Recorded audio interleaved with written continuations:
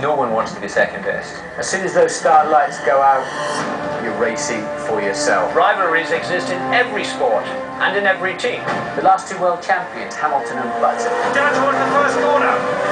Hamilton's got the inside line of retakes. They're still holding it together. It was in Mark and Sebastian. Oh, did it come together? Weber and Vettel come together. What was going on there? Fernando and Felipe just simmering under the surface. Not for the first time this year. Alonso has rather seized the initiative. Schumacher versus the young Charger Rosberg at Mercedes. All or nothing now for Michael Schumacher. The first point of contact of compare racing drivers is, of course, between teammates in identical equipment. On race day, they're out there by themselves. They want to win for themselves. They are necessarily selfish people.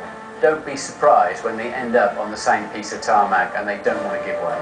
Mark will be extremely sad about that. Not as sad, I imagine, as the bosses of the team. Rivalries have always been part of Formula One, always will be. One of the most famous, of course, is Prost versus Senna at McLaren. This is the opportunity that Senna's looking for, and he's going through. Ouch!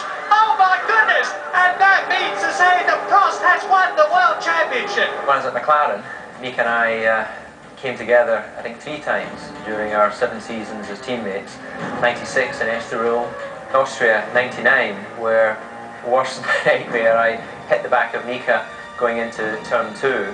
Oh, Coulthard and Hakkinen in touch! This is my nightmare scenario, taking my teammate off at the start. And then again later that year in Spa, we touched at the first corner and I went on to win the race, and Mika famously wouldn't speak to me at that time. So I know what it's like being in a team when you've got 2 drivers, nominally both with an equal contract, both with an equal chance to go out and try and win the Grand Prix.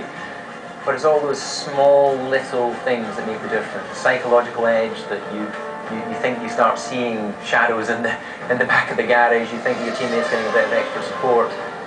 If you start to have little doubts in your mind, then it can affect your performance. And you can see that when you've got 2 competitive guys fighting during the season. You can see when one's up, the other one's down, and vice versa. So it does get very intense. And in many ways, the system's flawed having a team with 2 cars, because when one's winning, the other guy's losing, and the racing drivers don't like to lose. It's absolutely incredible. The 2 Jordans had tripped over each other. It looks like Ralph had a go at him, and they both went off the road.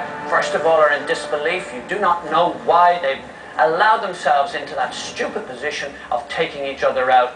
It's an anger. You are angry. You're angry at the drivers because you've employed them, and you've employed them to do what is best for the team, and they clearly haven't done so.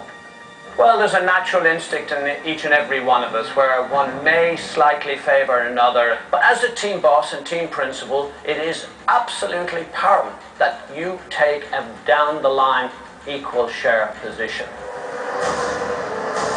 The team is always the #1, never the drivers. You cannot expect teammates not to race.